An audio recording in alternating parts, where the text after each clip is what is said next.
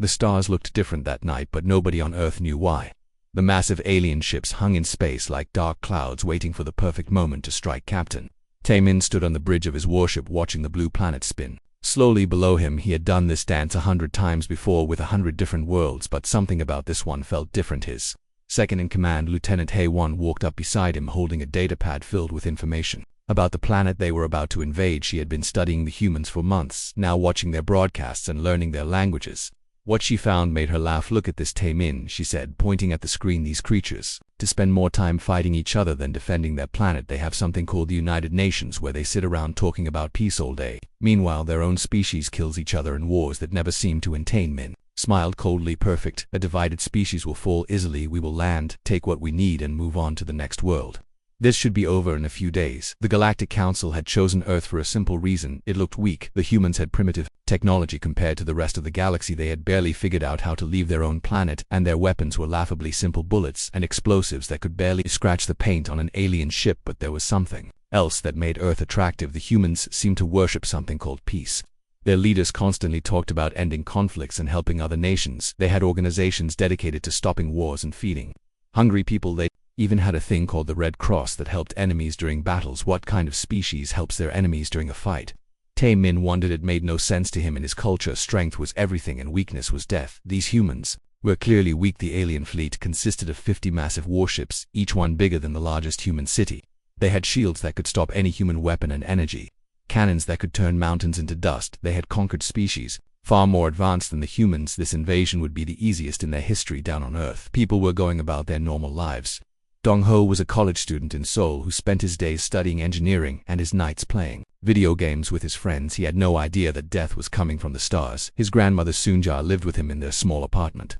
She was 80 years old and had lived through wars before, but nothing like what was coming in New York City. Jae-sung was finishing his shift at a construction site. He was tired and looking forward to going home to his family.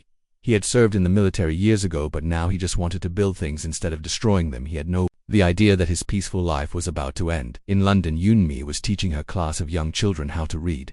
She loved her job and believed that education was the key to making the world a better place. She taught her students about kindness and cooperation and how to solve problems without fighting. She had no idea that all her lessons about peace were about to be tested in the worst possible way. The alien ships began their descent at exactly midnight Earth time. They came down slowly, like giant metal birds of prey. Their engines made no sound, but people around the world looked up at the sky and saw lights where there should have been stars. The first attacks came without warning. Energy beams struck military bases around the world, destroying planes and tanks before they could even respond. Missiles launched from the alien ships turned entire city blocks into smoking craters. The humans tried to fight back, but their weapons were useless against the alien shields. Fighter jets rose to meet the invaders, but they were destroyed before they could fire a single shot. Surface-to-air missiles exploded harmlessly against the alien hulls. Ground forces took defensive positions, but the alien weapons cut through their armor like paper. Major cities fell within hours. Seoul was occupied by alien forces who set up command centers in the government buildings. New York was under alien control before the sun rose. London, Paris, Moscow, Tokyo all fell to the overwhelming alien firepower. The aliens were efficient in their conquest. They landed troops in every major city and began setting up processing centers where they would sort the humans into different categories. Some would be sold as slaves, others would be used for labor, and the rest would be eliminated if they caused too much trouble. Captain Taemin watched the conquest from his command ship and felt satisfied. Everything was going according to plan. The humans had put up the expected resistance, but it was pathetic compared to what the aliens could do within a few more days. The planet would be completely under their control, but something strange was happening that Taemin did not notice. The humans were not panicking the way other species had. They were not running around screaming or begging for mercy. Instead, they were watching and learning and planning. Dong-ho watched from his apartment window as alien soldiers marched through the streets of Seoul. His grandmother Soon-ye pulled him away from the window, but not before he had memorized every detail of the alien equipment. Their weapons, their armor, the way they moved. "Remember what I taught you about our history," she whispered to him. "Koreans have survived invasions before. The Mongols came and we survived. The Japanese came and we survived. The Chinese came and we survived. We will survive this too, but surviving is not enough. We must remember everything we seeing." New York. Jae-sung was hiding in the subway tunnels with dozens of other people. He was not panicking like the others. Instead, he was studying the alien patrols, learning their routes and timing their movements. He had been a soldier once, and old habits die hard. In London, Yoonmi was leading her students to safety. Through the back streets, she kept them calm and quiet. But her mind was working furiously. She was memorizing everything about the alien soldiers, their equipment, their tactics, the way they communicated. She was already planning around the world. The same scene was playing out. Humans were not just hiding, they were learning. They were studying their enemies like students preparing for the most important test of their lives. The aliens set up their command centers and began the process of cataloging their new conquests. They were confident that the hard part was over. They had broken the human military and occupied the major cities. All that remained was the cleanup, but they had made a critical mistake. They thought that because they had won the first battle, they had won the war. They did not understand that for humans, the real fight only begins when everything seems lost. The aliens had studied human history, but they had misunderstood what they were seeing. They saw the wars and conflicts and assumed that humans were weak and divided. They saw the peace movements and assumed that humans were pacifists. They saw the cooperation and assumed that humans were soft. They did not understand that humans had spent thousands of years learning how to fight and survive. They did not realize that every war, every conflict, every struggle had taught humanity something new about combat and strategy and endurance. Most importantly, they did not understand that humans had learned the most dangerous lesson of all. Sometimes the strongest thing you can do is choose not to fight until the moment when fighting becomes the only option. The aliens thought they were conquering a planet full of sheep, but they had actually landed on a world full of wolves who had simply chosen not to show their teeth. The occupation began, but so did something else.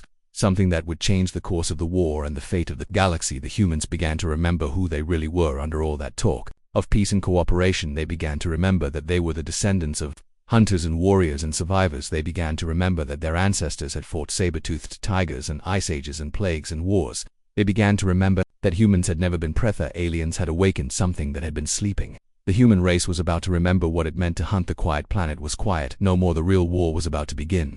3 months had passed since the aliens landed on Earth, and Captain Taemin was beginning to feel something he had never experienced before in all his years of conquest.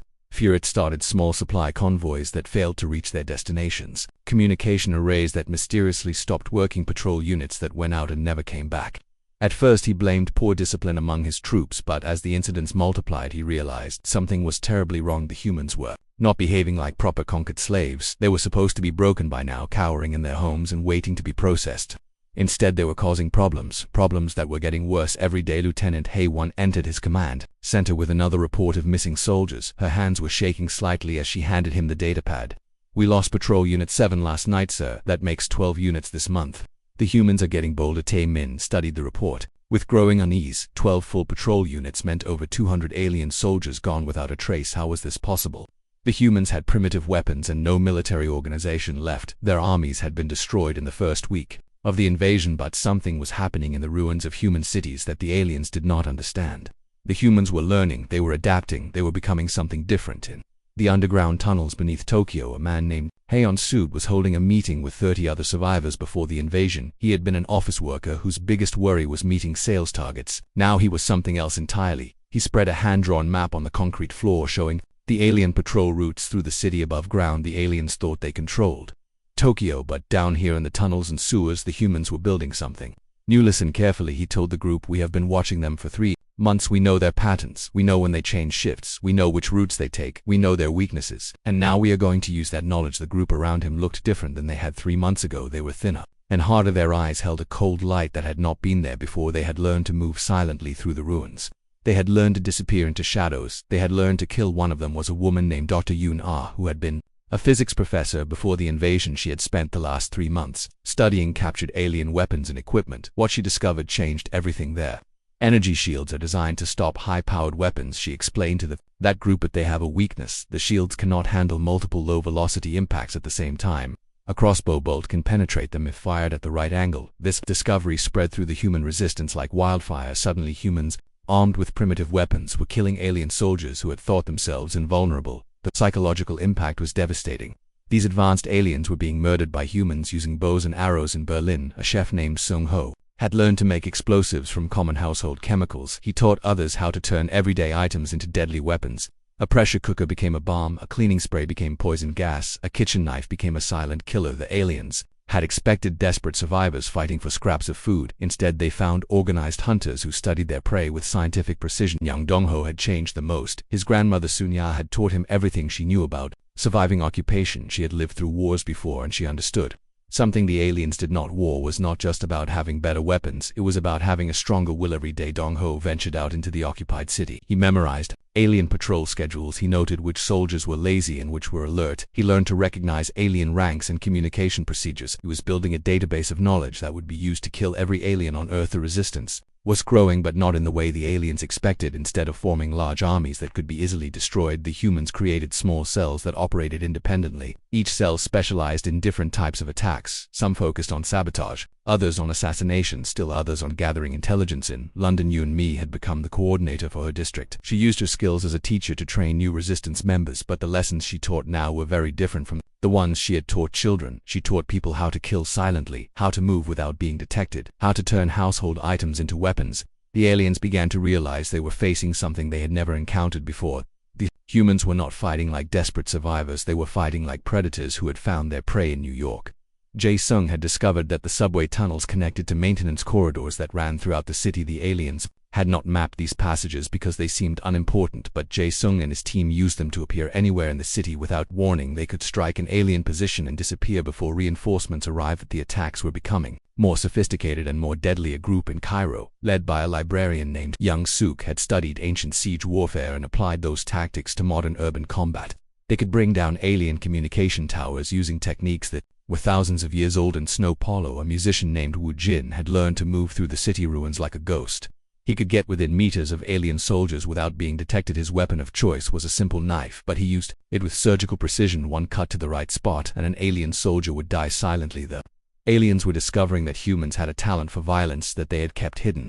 Every human seemed to have an instinct for finding and exploiting weaknesses. The aliens had superior technology, but the humans had something more dangerous. They had creativity. Former park ranger named Kyung Min was operating in the Australian outback. He led alien patrols into areas where the environment itself that became a weapon. The heat, the wildlife, the harsh terrain all worked against the aliens who were designed for controlled environments. Alien soldiers died from snake bites, heat stroke, and simple dehydration, but the most terrifying aspect of the human resistance was how quickly it was spreading. Every alien they killed taught them something new. Every successful attack revealed new weaknesses. Every day they became more dangerous. Captain Taemin received reports that made no sense. Humans were not just surviving the occupation, they were thriving under it. They had built supply networks, communication systems, and training programs, all while being hunted by a technologically superior enemy.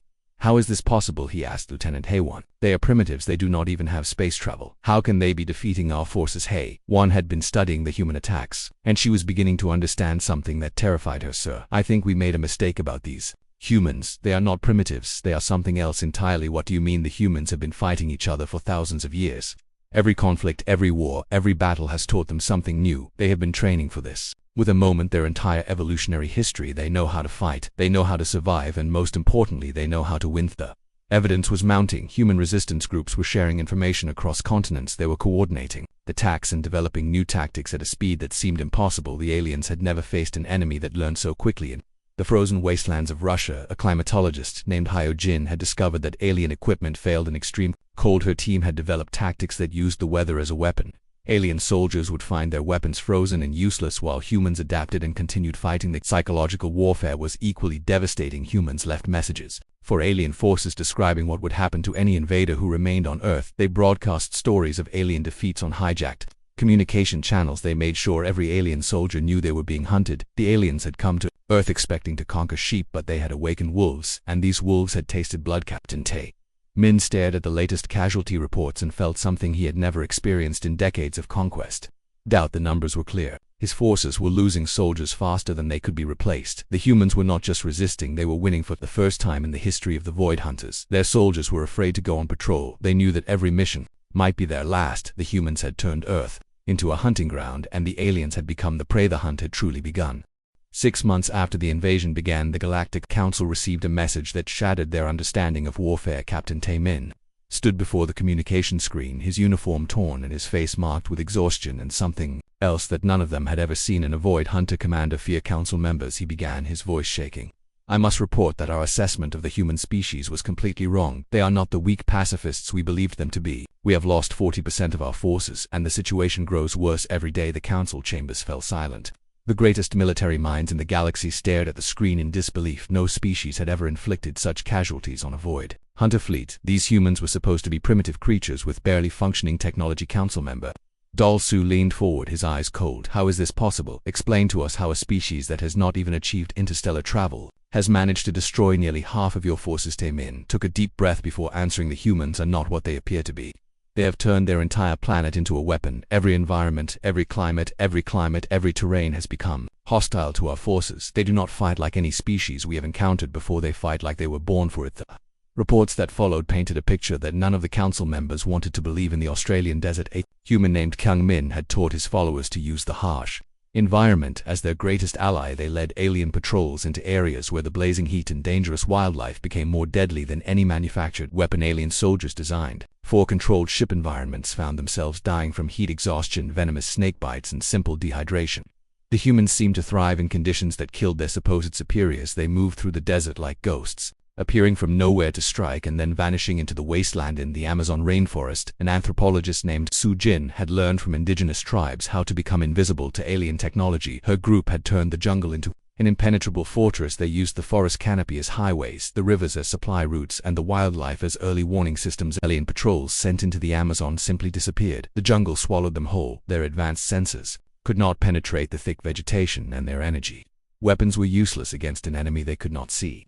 The humans had become one with their environment in a way the aliens could not comprehend. But the most shocking developments were happening in the urban areas. The humans had learned to use their own destroyed cities as 3-dimensional battlefields. They moved through subway tunnels, climbed through building frameworks, and used the rubble of their civilization as both cover and weapons. In Seoul, a former video game designer named Tae-ho had become the strategic coordinator for the entire resistance network. His understanding of complex systems and resource management had proven invaluable in organizing guerrilla warfare on a scale never before seen. The humans think differently than we do. Taemin continued his report. They do not see obstacles, they see opportunities. Every destroyed building becomes a fortress, every piece of debris becomes a weapon, every setback becomes a lesson that makes them stronger. The aliens had also grossly underestimated human ingenuity. A team of engineers led by Jin Woo had managed to hack into alien communication systems. They intercepted military orders, spread false information, and even turned alien automated defenses against their own forces.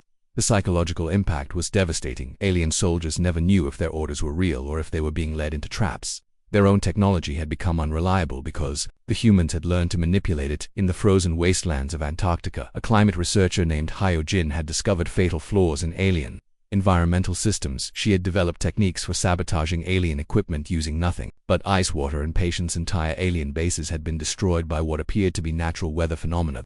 The humans have weaponized their entire planet, Taemin reported. Every climate, every ecosystem, every natural disaster has become part of their arsenal. They fight us with hurricanes and earthquakes, with desert heat and Arctic cold, with jungle diseases and mountain avalanches. Council member Dalsu interrupted. How many reinforcements do you need to complete the mission? Taemin was quiet for a long moment before answering. Sir, I do not believe reinforcements will solve this problem. The humans adapt to everything we do. Every new tactic we employ, they find a counter for.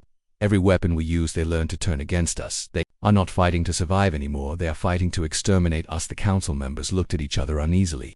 This was not how conquests were supposed to go. The Void Hunters had perfected the art of planetary invasion over centuries. They had detailed protocols for dealing with every type of resistance, but the humans were rewriting all the rules. In major cities around the world, coordinated attacks had begun targeting alien command centers. Simultaneously, the humans had somehow built a global communication network that allowed them to strike on multiple continents at exactly the same time. A former urban planner named Sun Mi had revolutionized resistance tactics by turning destroyed cities into elaborate death traps. Every street had been modified to funnel alien forces into predetermined kill zones. Every building had been rigged with explosives or sniper positions. Every sewer tunnel had been turned into a highway for human fighters. The aliens were learning that superior firepower meant nothing when the enemy controlled the battlefield. The humans forced them to fight in environments where advanced weapons caused as much damage to alien forces as to human ones. Lieutenant Hae-won had assumed a temporary command after Captain Tae-min was killed during a raid on an alien supply depot. The human responsible was a former teacher named Seo Jun, who had infiltrated the base using forged alien identification. She had studied alien behavior patterns for months and learned to mimic their movements and gestures perfectly. The humans are no longer defending council members, Hae-won reported. They are hunting us actively. They seek out our positions and destroy them systematically. They have become the aggressors. In this war, the most terrifying aspect was how the humans had learned to use fear as a weapon. They left recordings for alien forces to find, detailing exactly what would happen to any invader who remained on Earth. They broadcast these messages on hijacked alien communication channels, ensuring that every soldier heard them. The recordings were not empty threats. They were detailed descriptions of actual events. Human resistance fighters had begun taking alien prisoners not for information, but to demonstrate their capabilities. The aliens who were eventually released carried stories that spread terror through the remaining forces. We are no longer conquering this planet. HFY concluded her report. We are trapped on it. The humans have surrounded us, cut off our supply lines, and turned every day into a battle for survival. Our soldiers are requesting permission to surrender, but the humans are not taking prisoners anymore. They have made their intentions clear. They want us extinct. The Galactic Council faced a reality they had never imagined. Their most elite military force was being systematically destroyed by a species they had dismissed as harmless. The humans had proven that technological superiority meant nothing against an enemy that refused to accept defeat. Council member Dol Su finally spoke. What do you recommend, Lieutenant Hay? One looked directly into the camera, her eyes reflecting the same fear that had consumed her commander. Immediate evacuation of all forces. Council members, we are not fighting a primitive species. We are fighting the most dangerous predators the galaxy has ever seen. They have turned warfare into an art form, and we are their masterpiece. The message ended, leaving the council in stunned silence. For the first time in their history, they were faced with the possibility of complete military defeat at the hands of a species that had not even discovered faster than light travel. That humans had taught them a lesson that would echo through the galaxy. Sometimes the most dangerous enemy is the one that chooses peace until peace is no longer possible. And when that enemy finally decides to fight, they fight with a fury that can destroy worlds. The price of underestimating humanity was about to become clear to the entire galaxy. 1 year after the invasion began, the balance of power had shifted completely. The aliens who had come to Earth as confident conquerors now found themselves trapped in a hostile world, surrounded by enemies who seemed to multiply with each passing day. Lieutenant HFY stood in what remained of the alien command center in Seoul, staring at tactical displays that showed the true scope of their disaster. Red markers indicated destroyed alien positions across the globe. There were so many that the map looked like it was bleeding. The humans had not only maintained their resistance operations, but had expanded them into something unprecedented. They had built a global military organization while under occupation, creating supply lines, communication networks, and training facilities that operated more efficiently than most interstellar governments. The architect of this transformation was a former military historian named Minho. Before the invasion, he had been a university professor who studied ancient battles and forgotten wars. Now he had become the invisible hand that coordinated resistance activities across 6 continents. In an abandoned subway station deep beneath the ruins of Paris, Minho addressed a gathering of resistance leaders from around the world via encrypted communication channels. His voice was quiet, but his words carried the weight of absolute certainty the Romans thought they could hold. Gaul forever, he said. The Mongols believed they were invincible. The British Empire thought the sun would never set on their colonies. They all made the same mistake. They confused temporary military superiority with permanent victory. The alien forces were learning this lesson in the most painful way possible. Every day brought new casualties that made no tactical sense. Patrols would venture out in the morning and simply vanish, leaving no trace except for the occasional piece of alien equipment found days later in impossible locations. In the Sahara Desert, a geologist named A. Young had learned to use sandstorms as cover for large-scale attacks. His forces could appear out of nowhere during a storm, destroy entire alien bases, and disappear again before the aliens could even call for help. The desert itself had become their ally. Alien equipment failed in the shifting sands. Their sensors were blinded by dust storms, and their vehicles became useless in terrain that humans had learned to navigate like water. The aliens found themselves dying of thirst while humans thrived in conditions that should have been impossible to survive. A former marine biologist named the Jin had made perhaps the most significant discovery of the war. Working with a team of scientists hiding in underground laboratories, she had found that alien physiology was vulnerable to certain Earth bacteria. Biological weapons she developed were subtle and terrifying. Alien soldiers would begin feeling sick, thinking they had caught a minor illness, only to discover that their immune systems could not fight off Earth pathogens that were harmless to humans. Entire alien units had been eliminated by what appeared to be natural disease outbreaks. The psychological warfare had become unbearable for the remaining alien forces. They lived in constant fear, knowing that every shadow could hide an enemy, every piece of debris could be a trap, every human they encountered could be their killer. Sir, a communication officer reported to HFY, we have received another message from the humans. HFY closed her eyes. She had come to dread these messages. The humans had learned to broadcast directly to alien forces using captured equipment. Their messages were not threats or demands for surrender. They were something far worse. They were invitations to despair. This is the voice of Earth. The message began in perfect alien standard. The speaker was a former diplomat named Cha Young who had spent months learning alien languages and customs. We know you are listening. We know you are afraid. You should. Beatty message continued with clinical precision, detailing recent human victories and listing the names of alien commanders who had been killed. The humans had somehow obtained detailed information about alien military structure and were using it to demonstrate just how thoroughly they had infiltrated every aspect of the occupation. We have been studying you for 1 year now. The message went on. We know your patrol routes, your supply schedules, your communication codes. We know which of your soldiers are homesick, which ones are afraid, which ones are planning to desert. We know everything about youth. Most terrifying part was that it was true. The humans had somehow built an intelligence network that surpassed anything the aliens had ever encountered. They seemed to know about alien operations before the aliens themselves did. You came here thinking we were animals, the voice continued.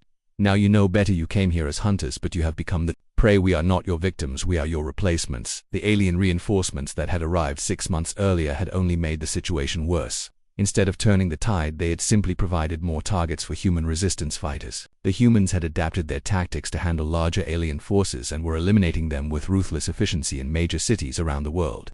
The humans had established what they called hunting grounds. These were areas where alien forces were systematically lured into traps and destroyed. The aliens had lost control of every major urban center on the planet. A former computer programmer named June SEO had revolutionized urban warfare by creating a real-time coordination system that allowed resistance fighters in different cities to work together as if they were in the same room. When aliens moved reinforcements to one area, humans in other areas would immediately launch diversionary attacks. The humans had learned to think like a single organism. Despite being spread across the globe, they responded to threats with perfect coordination.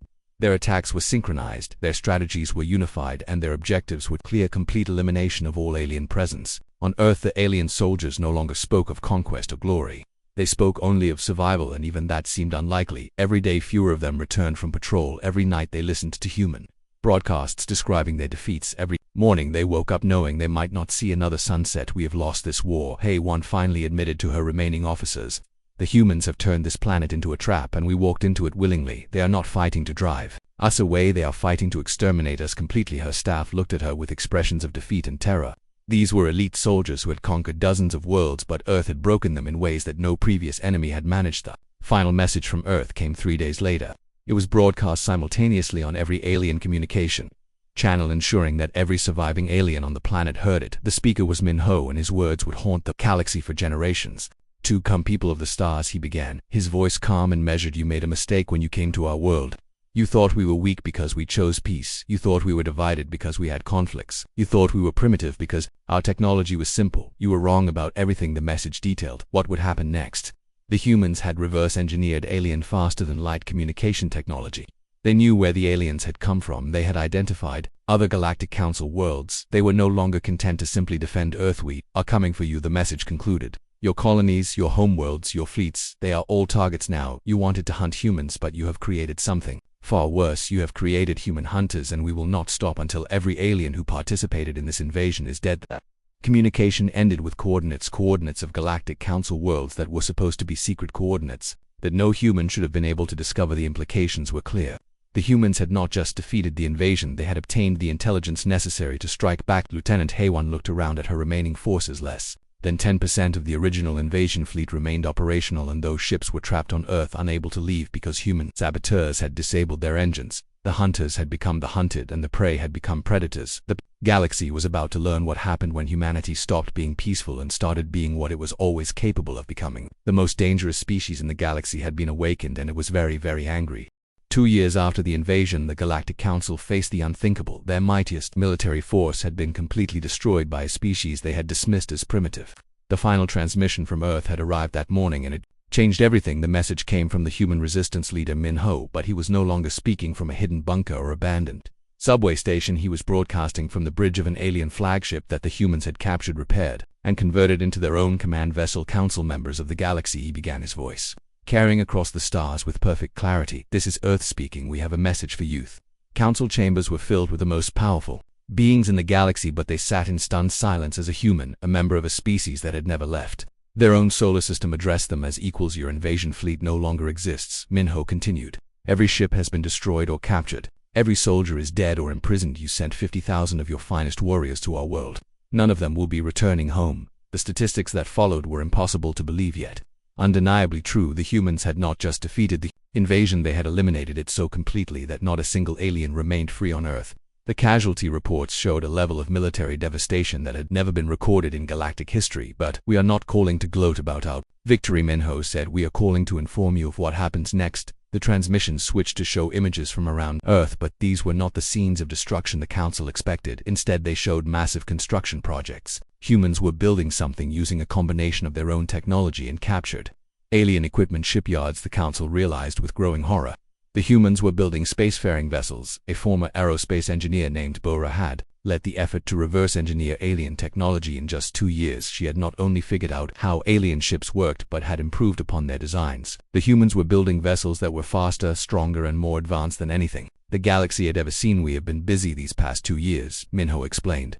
We have studied your technology, learned your languages, decoded your star charts. We know where you live, we know how you fight, we know your weaknesses. The images showed human factories producing weapons and equipment, but also something else. Training facilities where humans were learning to operate alien technology and developing new combat techniques. These were not desperate survivors anymore.